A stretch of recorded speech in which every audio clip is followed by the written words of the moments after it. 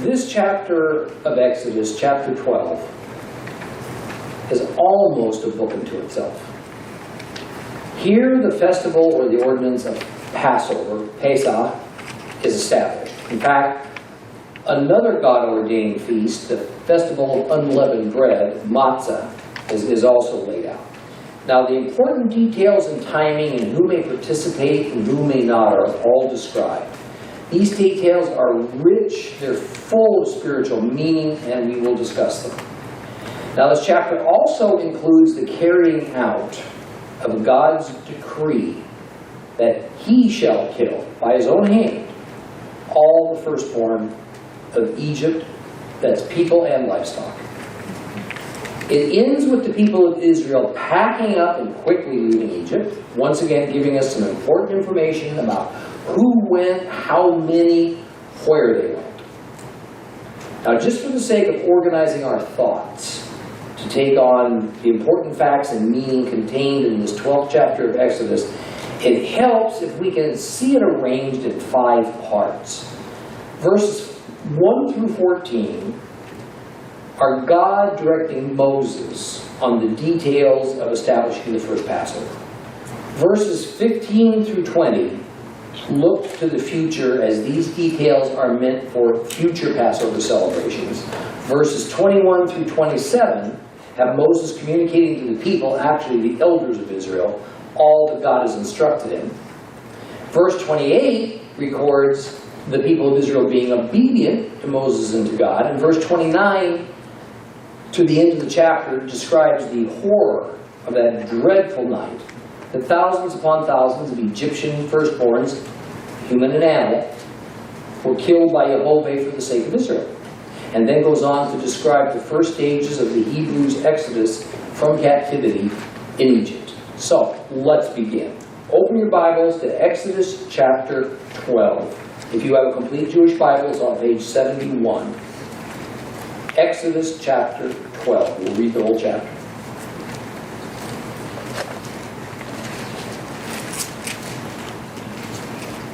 Adonai spoke to Moshe and Aharon in the land of Egypt, and he said, "You are to begin your calendar with this month.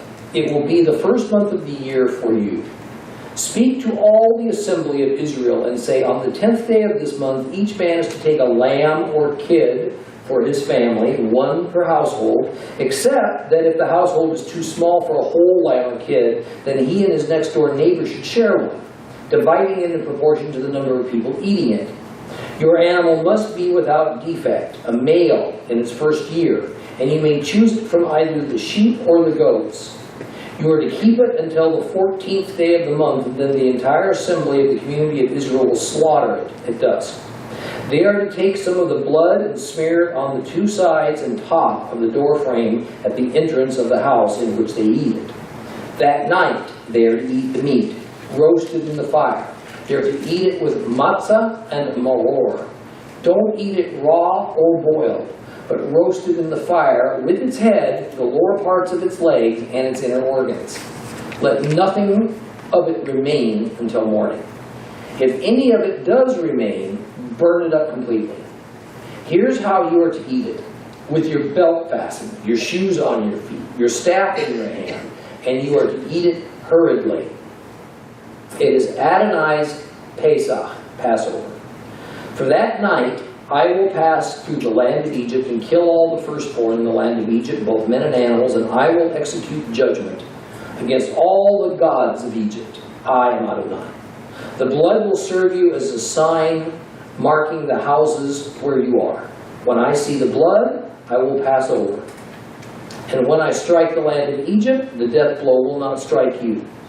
There will be a day for you to remember and to celebrate as a festival for Adonai. From generation to generation you are to celebrate it by perpetual regulation. For 7 days you are to eat matzah. On the first day remove the leaven from your house.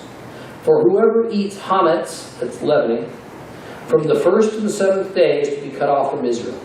On the 1st and 7th days you are to have an assembly set aside for God. On these days no work is to be done except what each must do to prepare his food. You may do only that. You are to observe the festival of matzah, for on this very day I brought your divisions out of the land of Egypt. Therefore you are to observe this day from generation to generation by perpetual regulation. From the evening of the 14th day of the first month until the evening of the 21st day, you are to eat matzah. And during those 7 days no leaven is to be found in your houses. Whoever eats food with hametz is to be cut off from the community of Israel. It doesn't matter whether he's a foreigner or a citizen of the land. Eat nothing with leavening in it. Wherever you live, eat matzah. And then Moses called for all the leaders of Israel and said, select and take lambs for your families, slaughter the Passover lamb. Take a bunch of hyssop leaves, dip it in the blood which is in the basin, and smear it on the 2 sides and top of the doorframe. Then none of you is to go out the door of his house until morning. For Adonai will pass through to kill the Egyptians. But when he sees the blood on the top of the 2 sides, Adonai will pass over the door and will not allow the slaughterer to enter your houses and kill you. You are to observe this as a law, you and your descendants forever. When you come to the land which Adonai will give you, as he's promised, you are to observe the ceremony. When your children ask you, what do you mean by this ceremony? Say, it is the sacrifice of Adonai's Passover. Because Adonai passed over the houses of the people of Israel in Egypt when he killed the Egyptians, but he spared our houses. The people of Israel bowed their heads and worshipped. Then the people of Israel went and did as Adonai had ordered Moses and Aaron. This is what they did. At midnight, Adonai killed all the firstborn in the land of Egypt, from the firstborn of Pharaoh sitting on his throne to the firstborn of the prisoner in the dungeon, and all the firstborn of livestock. Pharaoh got up in the night, he, all his servants, all the Egyptians, and there was a horrendous wailing in Egypt, for there wasn't a single house without someone dead in it. He summoned Moses and Aaron by night, and he said, up, leave my people, both you and the people of Israel, and go and serve Adonai as you said. Take both your flocks and your herds as you said, and get out of here. Oh, but bless me too. The Egyptians pressed to send the people out of the land quickly because they said, otherwise we'll all be dead.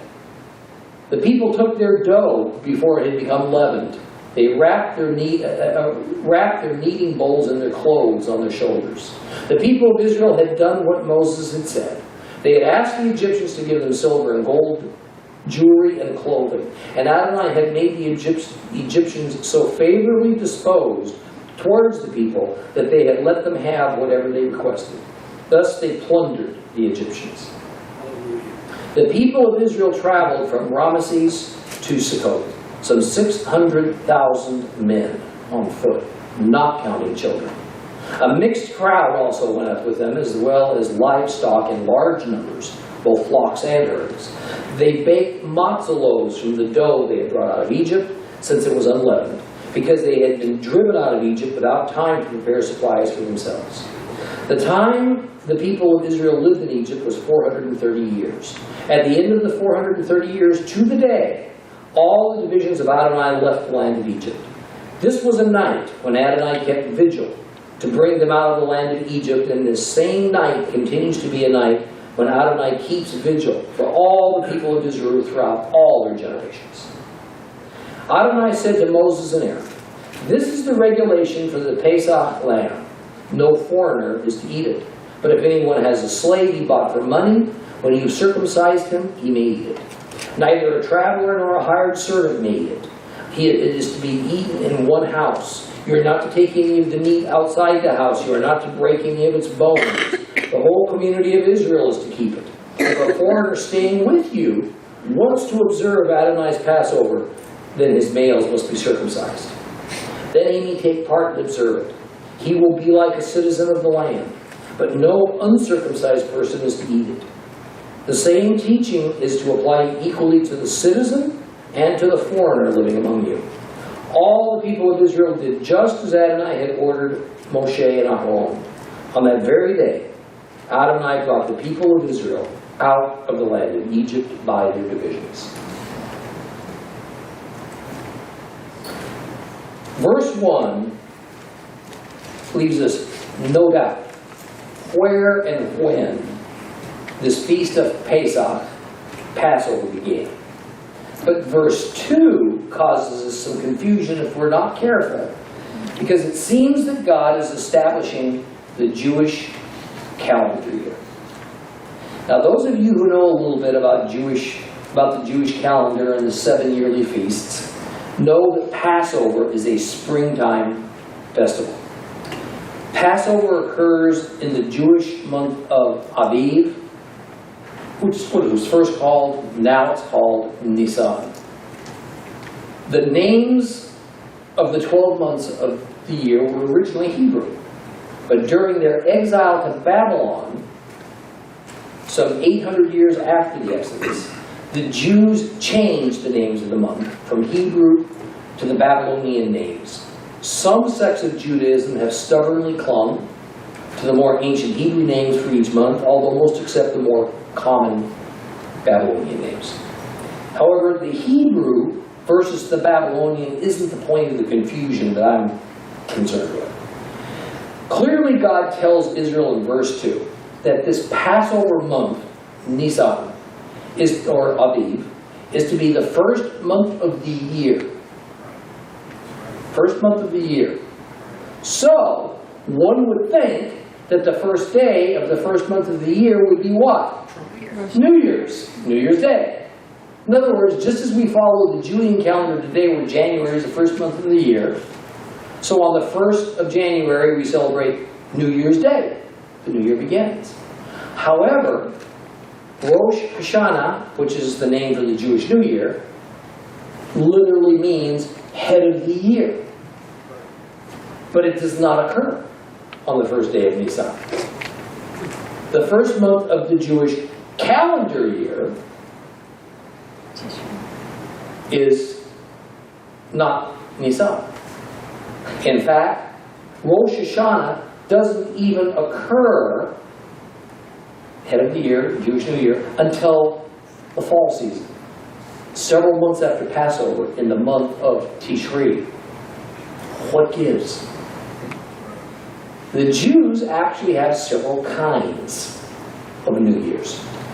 Okay? Just as we have a cycle that begins with January 1st and ends on December 31st for marking a calendar year, if you own a business, you have also what's called a fiscal year. And a fiscal year can start in any month you choose. A fiscal year has primarily to do with taxation and accounting.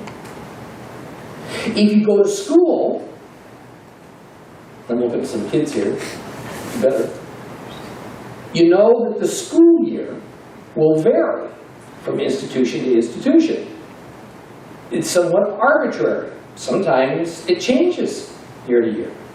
It's not connected to a business fiscal year or the 12-month calendar year.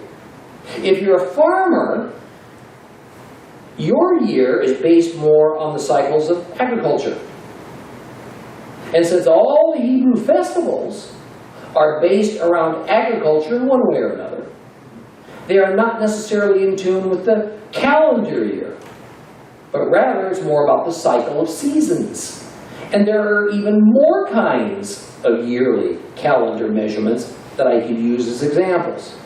So according to the Jewish calendar, Nisan, as described here in verse 2, is considered the month for counting the years of reigns of kings and queens. It's also the first month of the Jewish religious calendar year. The Jewish month of Elul, which is approximately our August, begins the yearly tithing cycle when it comes to tithing animals. The month of Shevat, about February, begins the yearly cycle for determining which fruits of the tree harvest can be eaten, which have to be tithed. The first day of Tishri, which is also called Rosh Hashanah, the Jewish New Year, is used to determine when the number of the year changes. That is, when on 12:01 a.m. on the first day of January, we will go from 2016 to 2017, then the next year from 2017 to 2018, and so on. Every 12 months, on the first day of the new year, the number of the year increases by 1. Well, that's easy enough, but the Jews have a specific month that they change the calendar years, and it's not Nisan. Rather, it is somewhat mid-calendar year that the Jews advance the year by one. It's also the month that they add days or weeks even to their calendars from time to time, because they use a lunar calendar as their basis. So adjustments have to be made every few years to keep the calendars accurate and in line with the solar calendar. Now, isn't that easy? Yeah. Oh, yes. It's not important that you remember all this in detail. But it is important to understand that the biblical calendar is nothing like our current, nice, neat, solar-based 365 day calendar. So, when we come to the establishment of festival days in the Bible, or the dates of specific events, or when it talks about how long a certain king reigned, you have to think in terms of the Jewish calendar system with all of its variations, not our modern calendar system.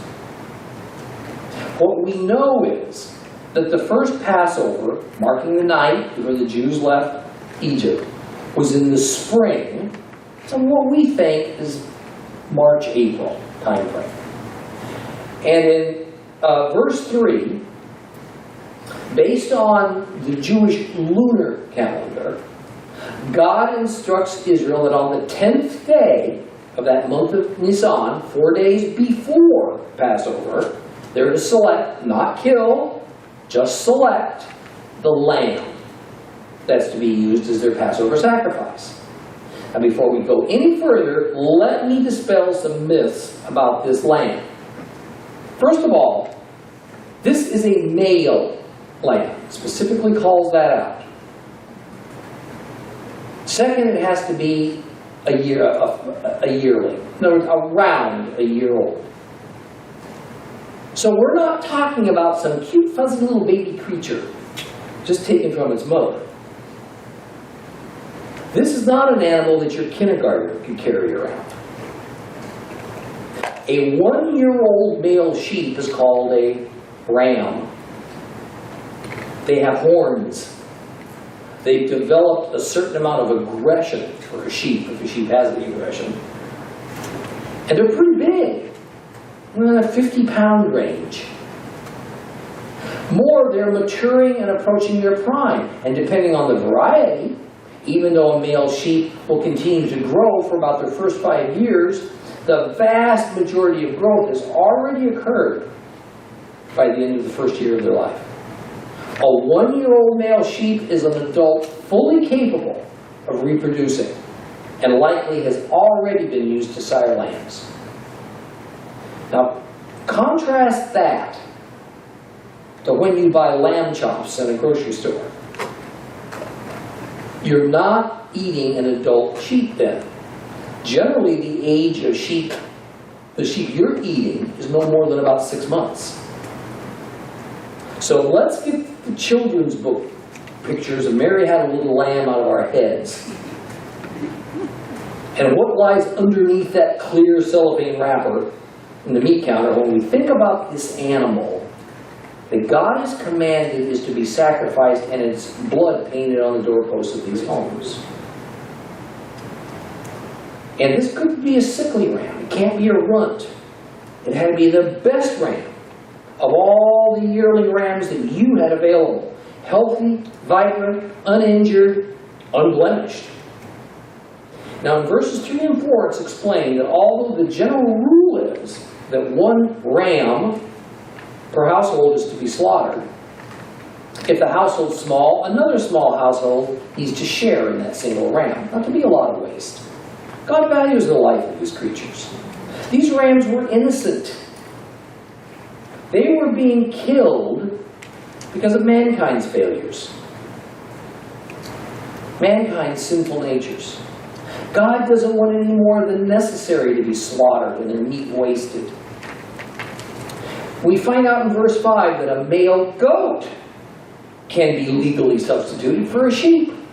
And in verse 6, that although the ram is to be selected 4 days before Passover, it's not to be killed until Passover evening, which God says is the 14th of Nisan. Time for another explanation. Christian Passover only occasionally coincides with Jewish Passover. For instance, a couple of years ago, Christian Passover, which is typically called Good Friday, was on April the 9th.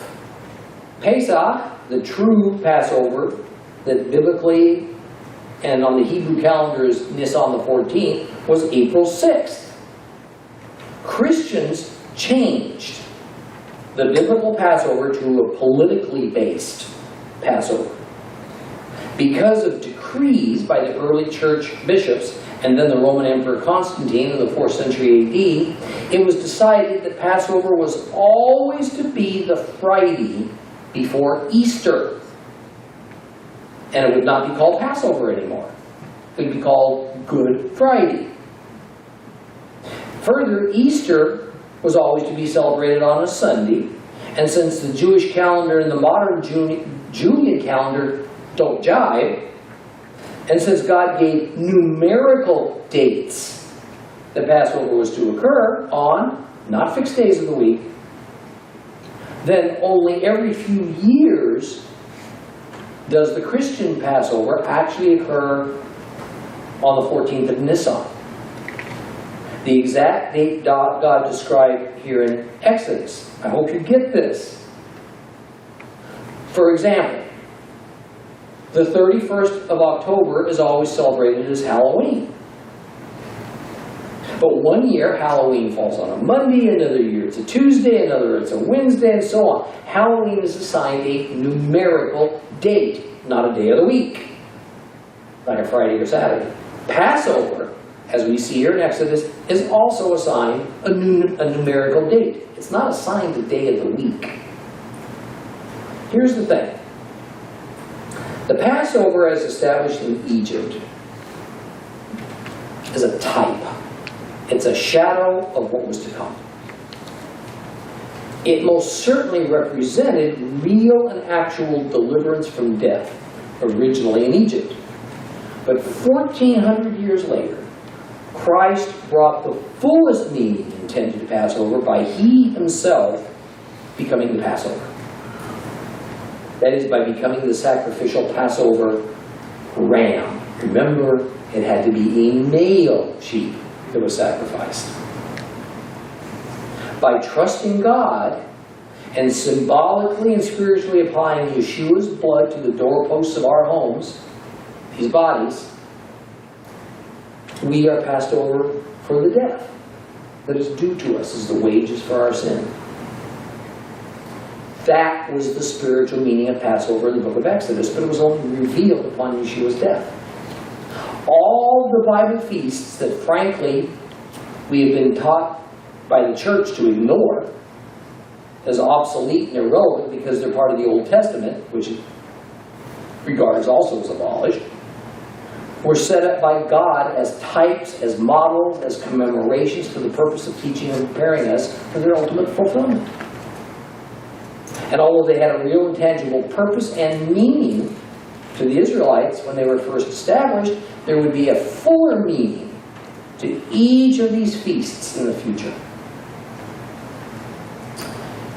Yeshua was not killed by coincidence on Passover.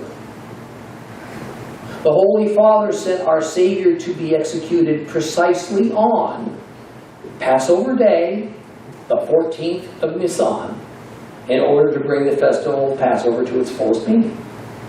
So it seems a little odd to me that Jews who don't yet believe in Yeshua as Savior celebrate the very day of His death, unknowingly to them established for precisely that purpose, and they do it exactly in the way and on the day that God has commanded. But the Gentile church doesn't. This is due to the tradition established by a Roman politician almost 1,700 years ago as a compromise to the pagan sun worshippers and to the anti-Jewish church bishops.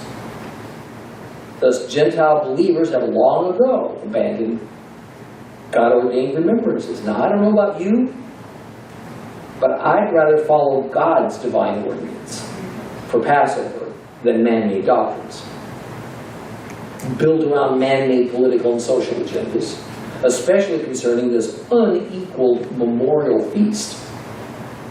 Well, from verses 8 through 11, God adds more details as to exactly how the Israelites are to proceed with this Passover ritual. In addition to selecting a 1-year-old ram without blemish and making sure that enough people are present to eat the ram and ensure it's not wasted, God adds the following requirements. 1. The sacrifice, the killing, and the preparing of the ram were to occur between the evenings. That means twilight. Second of all, the blood was to be captured in a basin. Third, some of the blood was to be smeared on the 2 sides of the doorpost and at the lintel, the crossbeam that goes above the door. Fourth, the hyssop branch was to be used to dip into that basin of blood and then use kind of like a paintbrush and put that blood on the doorway. Fifth, during the time that Jehovah was going through Egypt, killing Egyptian firstborn, that's when the Jews were to be eating their Passover meal. Sixth, the meal was to consist first of the ram itself. It was to be roasted over a fire whole with its head attached, fully cooked, and it could not be boiled in water. Seventh, unleavened bread, bread without yeast, was to be eaten. Eighth, bitter herbs were to be eaten. Ninth, whatever was left of the ram uneaten before sunrise was to be completely burned up, not thrown out in the garbage, burned up, destroyed by fire. And 10th, they're to eat it in a condition of readiness. They're to eat it fully dressed, this is belt buckled, sandals on their feet, ready for action, ready to leave Egypt. Each of these parts of the Passover ritual have a spiritual meaning. The Passover ram, of course, pointed to the ultimate deliverer from death, Yeshua HaMashiach, Jesus the Christ. The bitter herbs signified the Israelites' bitter centuries of captivity, hard labor in Egypt. The unleavened bread spoke of hurrying, of a sincerity, of truth. See, leaven in the Bible is symbolic of sin, of deceit. The bitter herbs eaten together with the sweet unleavened bread signified the bittersweet event that the Passover was, because it was death for those who were the ransom, Egypt. It meant life to others to whom God had set apart from the rest. That's the Israelites. In its ultimate fulfillment, it meant death for our ransom, Yeshua. Life for others, us, believers. The ram was to be served whole, complete. And we're going to see much later in chapter 12 that not a bone of that animal was to be broken. This was a precursor to Christ, who did not suffer a broken bone in his execution, although breaking the leg bones of the victim was customary during a Roman crucifixion, but they didn't do that with Yeshua. The hyssop branch signified purification, and we're going to see that in the New Testament with the cleansing of a leper. We also will find that in Psalm 51. And by the way, no one is quite sure what tree or bush the hyssop actually was.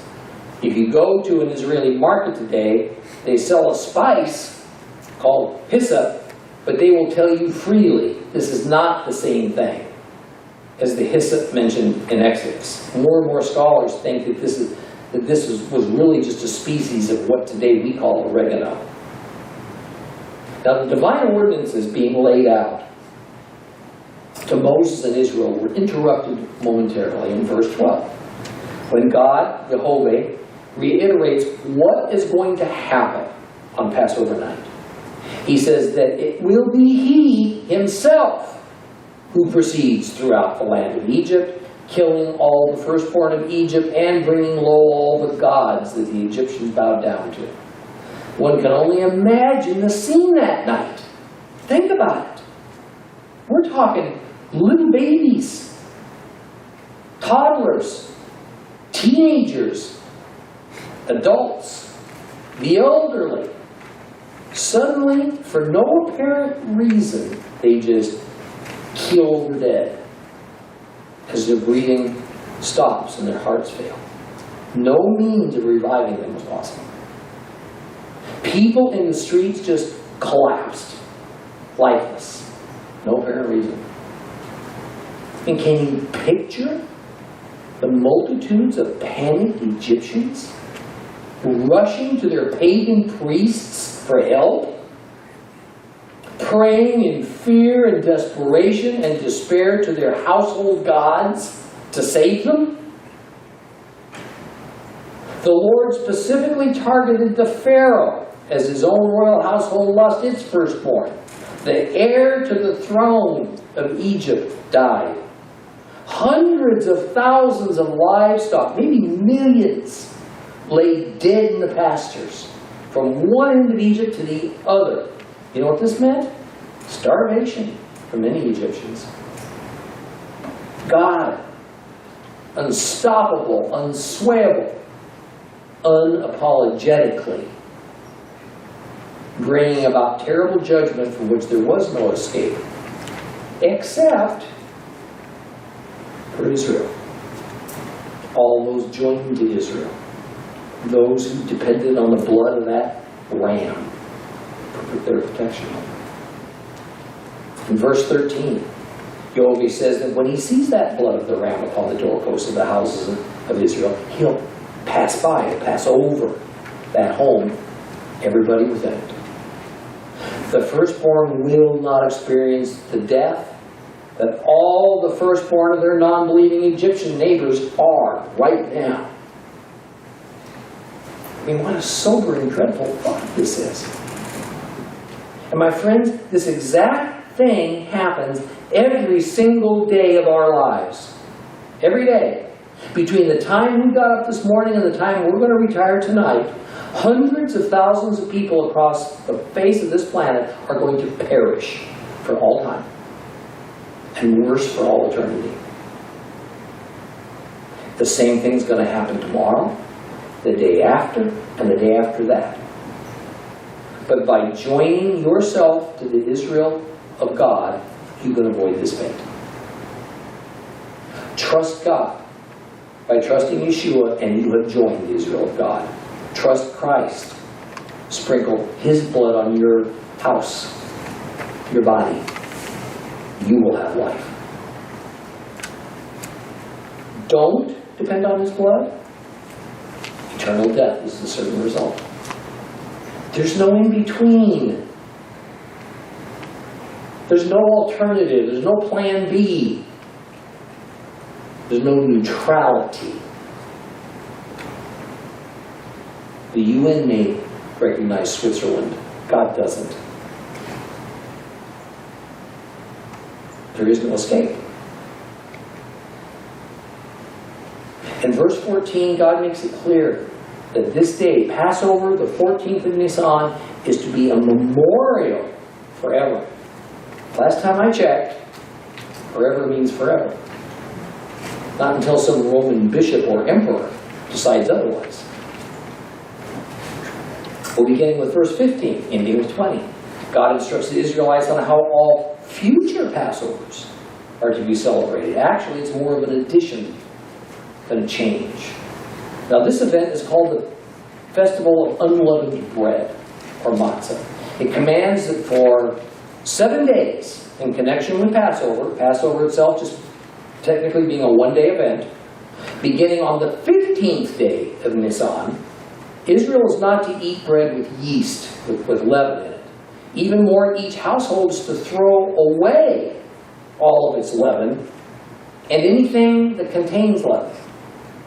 This is there is a rather severe penalty for eating anything with leaven in it during that 7-day period. Verse 19 says that person that offends will be cut off.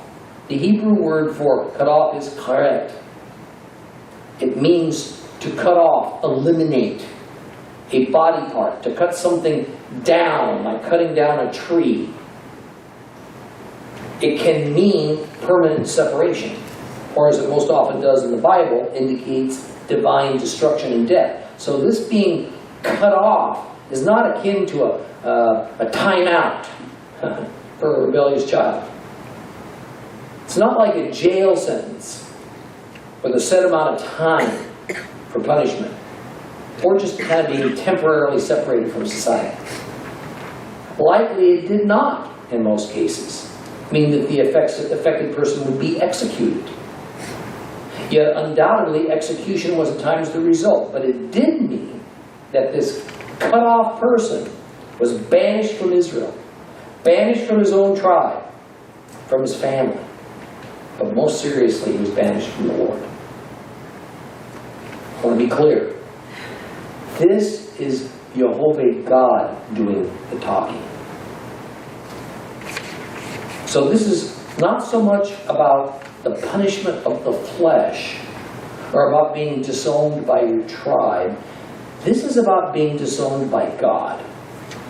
The spiritual benefits of being part of Israel, then, have been terminated. Also notice that it doesn't matter.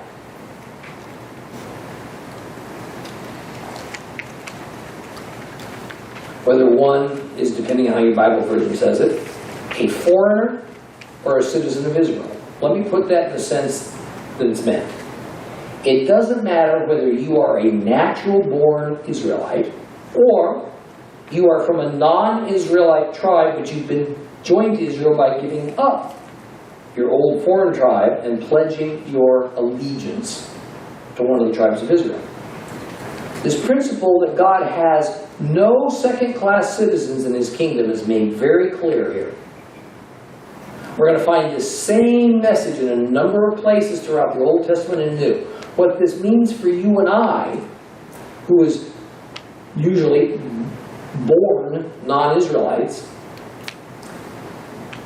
who have, through the covenant of the blood of Christ, been grafted into Israel, that we might partake of Israel's covenants, is that God makes no spiritual distinction between those who are natural-born Israelites versus foreigners who were born outside of Israel, but now they're grafted into Israel. Does the Lord continue to make a physical distinction between Jews and Gentiles? Of course. St. Paul covers that subject quite thoroughly in the book of Romans. Well, beginning in verse 21, Moses starts to communicate to the elders of Israel, to repeat actually, all that God has instructed him, in order that the elders would then get the message out to every individual Israelite family. Before we go any further, let's get a mental picture of the Israelite population at this time. There was something around 3 million Israelites in existence and living in Egypt, about a quarter of the total population of Egypt. Some scholars suggest that number was closer to 2 million. Others think it was closer to 3.5 or 4 million.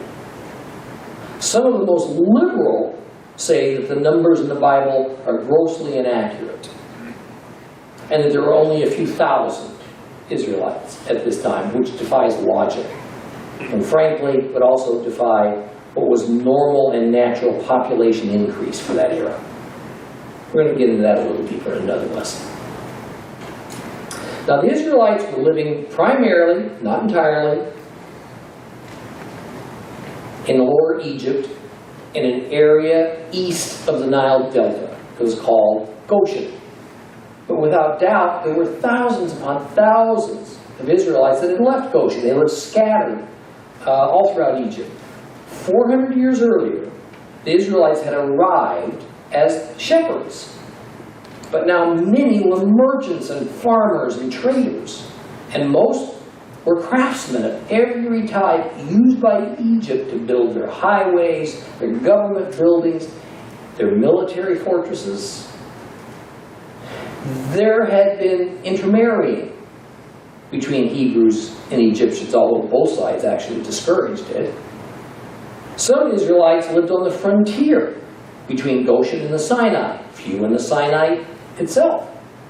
So when Moses gave instructions to the people's representatives, the elders, to prepare to leave Egypt, some had to hustle back to wherever they were living to get the word out to the group of Israelites who they lived among. It also means that as the huge throng of Israelites left Goshen, led by Moses, they were joined along the way with Israelite stragglers and foreigners of non-Israelite tribes who had heard and witnessed what the God of Israel had done. They wanted to join Israel. In a few verses, we're going to actually see that issue mentioned. Well, in verses 25 and 26, one of our key words, service, pops up. Now, although likely your translation will say, observe this ceremony or observe this rite or something like that, in its place, literally in verse 25 it says, you are to keep this service. And in verse 26 it says, when your children say to you, what does this service mean to you? The importance of seeing the word service is the intent of God for us to see that Israel is moving from servitude as forced laborers and for Egypt into service, a voluntary allegiance to Jehovah based on love and trust. Of course, this is a pattern, because when we give our services to God by means of Yeshua, we move away from servitude to our evil inclinations and to Satan. Well, in verse 29, a very brief recounting of the horror of that night of death for the Egyptian firstborns is described. I mean, I can't stress enough that at the very moment Jehovah was passing the eternal death sentence on the firstborn in Egypt, he was also delivering Israel from slavery. Egypt was still in that state of choshech, spiritual darkness, while Israel reveled in God's enlightenment. While Israel was feasting, worshiping, joyously celebrating, Egypt was frozen with fear. They were entering a national state of mourning at this avalanching number of dead. As it says, there wasn't a single house, meaning a family, without someone dead in it. Well, in verse 31, the now devastated and broken Pharaoh calls for Moses and Aaron and orders them to leave Egypt along with all the Israelites. No preconditions. Take everything you own, he says, and just go. But he also begs Moses that he would bless him. Isn't that ironic?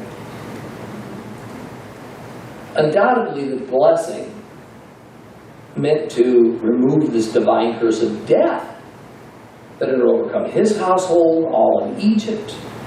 The Egyptian people were in full agreement. They pressed Israel to leave, as it says, otherwise we'll all be dead.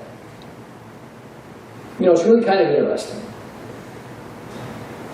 Even though the Egyptians thoroughly acknowledged Jehovah, and they now knew that Jehovah and his power, maybe better than all of us in this room know him, they still wouldn't believe him. God never threatened to kill all Egyptians. What did they say? Otherwise we'll all be dead. Just the firstborn. See, there's a very big difference between knowing about God and knowing God. There is a very big difference about hearing God and believing God versus trusting God. Knowing about God, even hearing him and believing that he is simply an intellectual exercise, unless it's accompanied by knowing God, Jesus, personally, and trusting him. The Israelites quickly packed up all their belongings, including this unbaked bread dough, this special batch that had no leavening in it. They put it in their packs, and they stored the gold and silver they had stripped from Egypt at God's commandment. Now, think about it. Why would God order his people to take gold and silver from this crushed population of Egypt?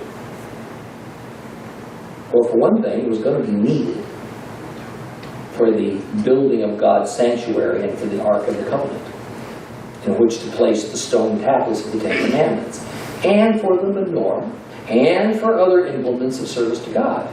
For another reason, it was restitution for centuries of servitude, forced labors from a people who hated the Hebrews. About 2 centuries worth. So, when did the Israelites leave Egypt? After Passover. On Nisan the 15th, the first day of unleavened bread, they left the old for the new.